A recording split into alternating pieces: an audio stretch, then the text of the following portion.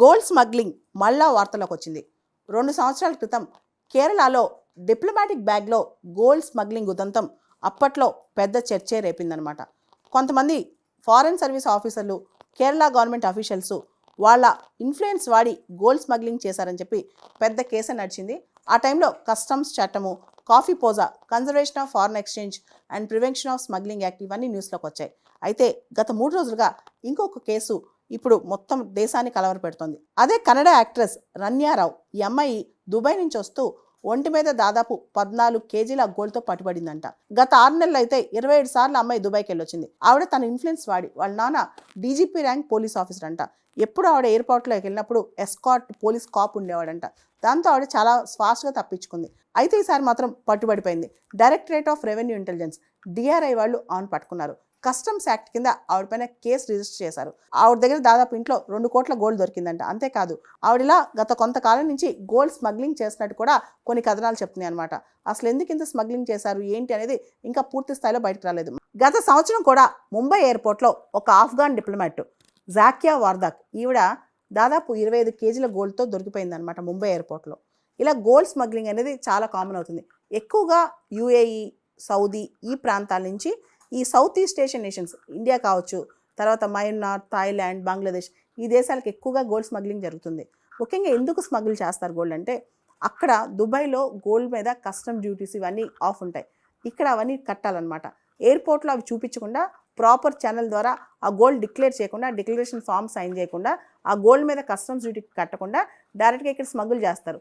ఈ difference of ప్రైస్తో గోల్డ్తో వ్యాపారం చేస్తారనమాట.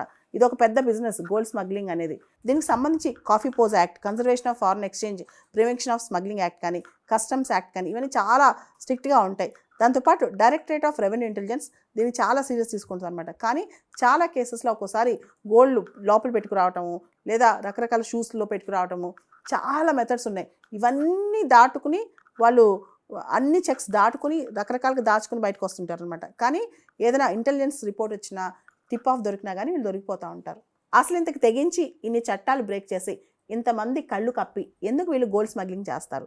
ఉదాహరణకి ఈ అమ్మాయి 1 కేజీ గోల్డ్ స్మగ్లింగ్ చేస్తే 1 లక్ష రూపాయలు వస్తాయంట. అలా ఒక ట్రిప్లో 14 కేజీలు అనుకోండి, 14 లక్షలు. దీనికోసం ఆశపడి మొత్తం ఈ స్మగ్లింగ్లో పెద్ద కేసులో వీళ్ళు ఇరుక్కుంటారనమాట. జనరల్గా కేరళ, తమిళనాడు, ముంబై ఇలా ఎయిర్పోర్ట్స్లో చాలా స్ట్రిక్ట్గా చూస్తారు. రీజన్ ఏంటంటే ఇక్కడ ఎక్కువ స్మగ్లింగ్ అక్కడి నుంచి వచ్చేవాళ్ళు, దుబాయ్ నుంచి వచ్చే ఫ్లైట్స్, ఈవెన్ హైదరాబాద్ బాగా స్ట్రిక్ట్గా చెక్ చేస్తారనమాట. దీనికి సంబంధించి లాస్ట్ ఇయర్ 2023-2024 సిబిఐసి వాళ్ళు, central board for indirect taxes వాళ్ళు సీజ్ చేసిన గోల్డ్ 4869 కేజీలు అంట. అదేవిధంగా 2022-2023 టైంలో సీజ్ చేసిన గోల్డ్ ఎయిర్పోర్ట్స్ దగ్గర, మిగతా కస్టమ్స్ దగ్గర 2776 కేజీస్ అనమాట.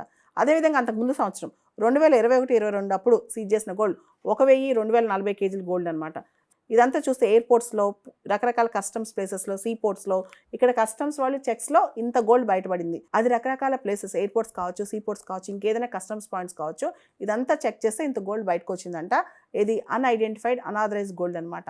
చాలా వరకు మనం చూస్తే గోల్డ్ మీద ఇండియాలో కస్టమ్స్ ప్రైజెస్ ఎక్కువ కాబట్టి, ఇండియాలో గోల్డ్ ప్రైజెస్ జనరల్గా ట్యాక్సెస్ ఉంటాయి కాబట్టి బయట నుంచి కొనుక్కొస్తారు. ఓవరాల్గా దుబాయ్లో గోల్డ్ తక్కువ ఉంటుంది కాబట్టి అది కొనుక్కుని ఎక్కువ మంది వస్తుంటారు. జనరల్గా దుబాయ్లో షాపింగ్కి వెళ్ళిన వాళ్ళు గోల్డ్ ఖచ్చితంగా కొనుక్కుంటారు, కానీ విత్ ఇన్ పర్మిజబుల్ లిమిట్స్ కొనుక్కొచ్చుకుంటారు. Directorate of revenue intelligence apex anti smuggling body అనమాట. ఇది సిబిఐసి కింద పనిచేస్తుంది, మినిస్ట్రీ ఆఫ్ ఫినాన్స్ కిందకి వస్తుంది.